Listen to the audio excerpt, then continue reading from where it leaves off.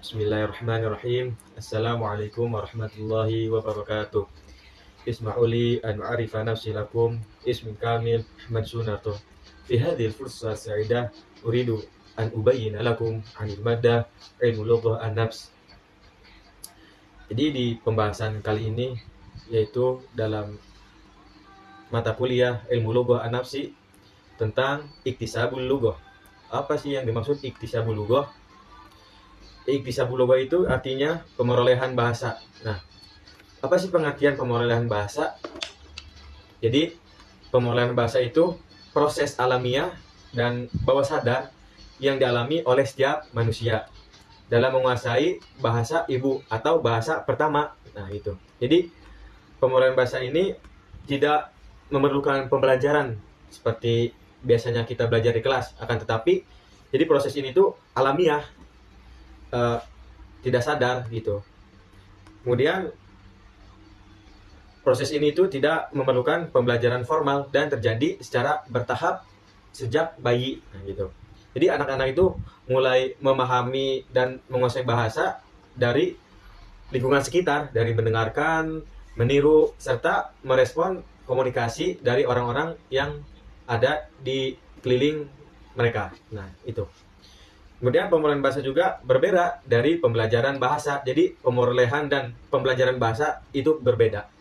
Apa sih bedanya? Nah, kalau pemerolehan itu terjadi secara tidak sadar atau bisa disebut implisit. Nah, terutama pada masa anak-anak. Nah, itu pemerolehan bahasa. Sedangkan untuk pembelajaran bahasa itu biasanya terjadi secara sadar, eksplisit.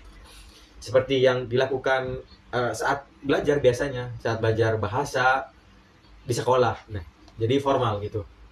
Kemudian selanjutnya strategi pemerolehan bahasa.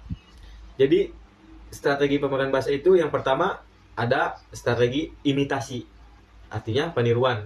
Nah, jadi anak itu belajar bahasa dengan meniru kata atau kalimat yang diucapkan oleh orang dewasa. Jadi si anak itu memeroleh bahasa dari ucapan orang-orang atau ucapan orang dewasa ataupun orang tua. Meskipun tiruan ini awalnya tidak sempurna gitu.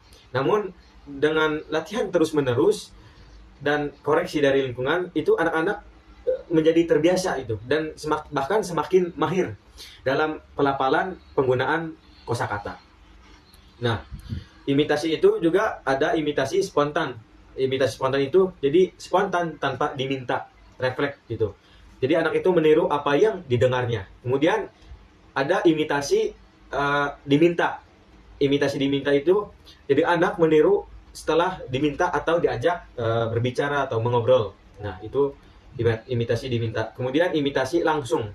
Jadi anak itu meniru secara langsung setelah mendengarkan. Jadi anak mendengarkan orang lain, kemudian langsung ditiru oleh anak tersebut. Nah, kemudian ada imitasi dengan ekspansi. Imitasi dengan ekspansi itu meniru dan menambahkan kata baru sesuai konteks. Kemudian strategi yang kedua yaitu strategi produktivitas. Jadi strategi produktivitas ini anak menggunakan kata atau struktur kalimat yang telah ia kuasai itu untuk membuat berbagai ekspresi baru. Nah, misalnya dengan satu kata seperti mama, kan anak-anak dapat itu menunjukkan banyak yang dimaksud oleh anak tersebut. Jadi tergantung pada konteks, walaupun kalimatnya hanya satu, mama. Nah, bisa jadi kata mama itu yang di anak minta itu ingin memanggil atau menunjukkan keinginan pada si anak tersebut. Nah, jadi ini menunjukkan kreativitas bahasa anak yang bersifat produktif. Kemudian strategi selanjutnya yaitu ada strategi umpan balik. Nah, strategi umpan balik ini, jadi si anak itu akan mengucapkan sesuatu dan memperhatikan respon lawan bicara. Jadi tidak hanya mengucapkan saja, akan tetapi ada respon dari lawan bicaranya, umpan balik. Jadi kalau misalnya anak akan mengulangi ekspresi tersebut, strategi ini berperan dalam meningkatkan interaksi sosial dan memperkaya input bahasa. Kemudian strategi selanjutnya yaitu ada strategi prinsip operasi. Nah, strategi prinsip operasi ini anak itu menggunakan prinsip-prinsip logika untuk membentuk atau memahami aturan bahasa. Misalnya nih, menambahkan setiap kata itu menambahkan akhiran an atau imbuhan an. Nah, biasanya itu pada kata kerja yang umumnya untuk membentuk kata benda. Jadi anak itu cenderung menggeneralisasi aturan sebelum belajar pengecualiannya. Misalnya mengatakan berlari-lari ditambah an jadi berlari-larian. Meskipun itu tidak baku. Kemudian selanjutnya itu ada teori pemerolehan bahasa. Di sini ada beberapa teori tentang pemerolehan bahasa. Yang pertama yaitu teori naturalistik. Teori naturalistik ini bahasa itu diperoleh secara alamiah melalui interaksi sehari-hari. Jadi anak itu yang tumbuh di lingkungan bilingual atau multilingual cenderung memperoleh dua bahasa atau bahkan lebih secara bersamaan tanpa pembelajaran formal. Itu naturalistik itu bila si anak itu tumbuh di lingkungan yang lingkungannya itu bilingual atau multilingual, jadi si anak itu cenderung memperoleh banyak bahasa tanpa adanya pembelajaran formal. Jadi contohnya penggunaan anak Bugis di Samarinda yang biasanya itu berbahasa Bugis dan Indonesia karena penggunaan keduanya dalam kehidupan sehari-hari itu ya sama. Jadi multi bilingual, dapat bahasa Indonesia terdapat dan bahasa daerah dapat. Nah itu. Kemudian teori yang kedua itu teori formal. Jadi bahasa juga dapat dipelajari secara sistematik. Nah, kan ada yang memperoleh. Nah, ini yang formal itu beda lagi. Jadi di formal itu mempelajari bahasa itu di lingkungan pendidikan secara formal. Jadi adanya bantuan guru atau materi pelajaran atau kurikulum dan bahkan media pembelajaran. Namun pembelajaran di kelas itu tidak selalu menjamin kemampuan berbahasa yang lancar jika tidak disertai praktik atau lingkungan yang mendukung. Jadi kalau misalkannya hanya belajar saja, tidak mengamalkan atau mengaplikasikan kehidupan sehari-hari, maka itu tidak tidak kondusif. Nah, gitu. Kemudian teori nativisme. Teori nativisme ini dikemukakan oleh Noam Chomsky.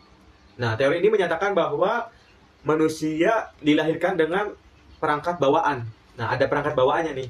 Jadi untuk memperoleh bahasa itu ada LAD, Language Acquisition Device. Kurang lebih seperti itu. Jadi perangkat ini memungkinkan manusia memahami dan mengorganisasi struktur bahasa. Teori ini menjelaskan mengapa anak bisa menguasai bahasa secara cepat, tepat, dan hampir sempurna. Meskipun input dari lingkungan sering tidak lengkap atau keliru. Kemudian teori yang terakhir yaitu teori behaviorisme yang dikembangkan oleh B.F. Skinner.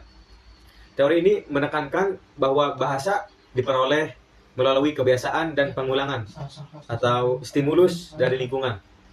Jadi, maka anak-anak akan mengulanginya lagi. Teori ini mendukung pentingnya latihan langsung dan pembiasaan dalam penguasaan bahasa. Kemudian faktor-faktor yang mempengaruhi pemerolehan bahasa. Yang pertama yaitu ada faktor motivasi. Nah, motivasi ini sangat penting untuk memperoleh bahasa karena motivasi yang kuat mendorong seseorang untuk belajar bahasa dengan lebih efektif. Terdapat dua jenis motivasi di sini. Yang pertama itu motivasi integratif. Motivasi integratif itu keinginan untuk bisa berkomunikasi dan berbaur dengan penutur asli. Kemudian motivasi kedua yaitu motivasi instrumental, belajar bahasa untuk tujuan praktis seperti pekerjaan atau studi. Kemudian faktor yang kedua yaitu faktor usia. Nah, di faktor usia ini anak-anak lebih cepat menguasai pelafalan fonologi. Jadi lebih cepat menangkap kata-kata. Kemudian orang dewasa itu biasanya lebih unggul dalam aspek tata bahasanya. Kalau anak-anak kan hanya mengungkapkan pelafalan saja, akan tetapi orang dewasa itu lebih unggul dalam aspek tata bahasanya, rapih gitu. Akan tetapi kesulitan mengajar pelafalan alami. Kemudian usia dalam jangka panjang, anak-anak cenderung mencapai penguasaan bahasa yang lebih menyeluruh. Kemudian faktor yang ketiga yaitu ada faktor penyajian formal. Nah, pembelajaran bahasa dalam bentuk formal, misalnya itu di kelas, bisa efektif jika didukung oleh yang pertama tentunya ada guru yang kompeten. Jadi apabila guru yang tidak berkompeten, mungkin bisa jadi pembelajaran bahasa di kelas itu tidak efektif. Nah, kemudian yang kedua yaitu adanya metode pembelajaran yang tepat. Apabila anak mendapati metode yang pembelajaran yang tidak tepat, itu akan sangat mempengaruhi pembelajaran yang tidak efektif. Kemudian yang ketiga itu lingkungan. Nah, lingkungan itu juga sangat penting bagi anak-anak agar belajar itu tetap kondusif.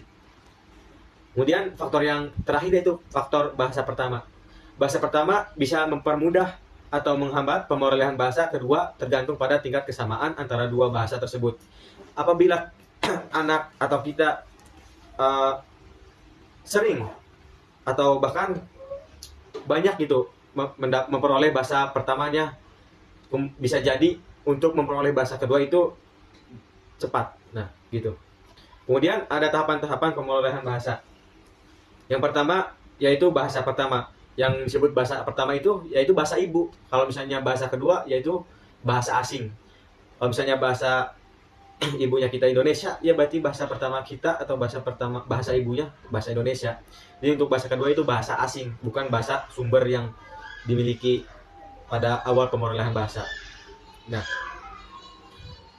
yang pertama itu ada holofrastis, jadi satu kata mewakili seluruh ide. Kemudian tahapan yang kedua itu tahapan telegramik, kalimat pendek tanpa struktur lengkap. Kemudian ada bubbling. Jadi bubbling itu bayi memulai menggabungkan konsonan dan vokal. Misalnya ba dengan ba jadinya ba atau ma dengan ma jadinya mama. Nah, itu tahapan bubbling. Nah, di tahapan bubbling ini ada dua pembahasan, yaitu dua kata menggabungkan dua kata sederhana. Contoh mau susu atau adik makan. Nah, kemudian tahapan pemerolehan bahasa itu di tahapan pemerolehan bahasa yang kedua yaitu praproduksi. Jadi praproduksi ini mulai mendengarkan dan memahami tanpa berbicara. Kemudian tahapan pemerolehan bahasa yang kedua produksi awal, yaitu mengucapkan beberapa kata atau kalimat pendek. Kemudian kemunculan ucapan. Kalimat mulai kompleks meski masih sering salah, karena bahasa kedua ya mungkin sulit untuk memperoleh bahasa secara tepat. Kemudian kelancaran menengah, kadang mulai lancar berbicara dengan sedikit kesalahan. Kemudian kelancaran lanjutan dapat berbicara hampir setara penutur asli. Jadi apabila sudah di tahap kelancaran lanjutan, anak itu dapat memperoleh bahasa kedua seperti bahasa pertama penutur aslinya gitu. Mungkin itu saja materi yang saya bisa sampaikan. Apabila ada kesalahan dan pengurangan, mohon koreksiannya. Billahi taufik wal hidayah. Wassalamualaikum warahmatullahi wabarakatuh.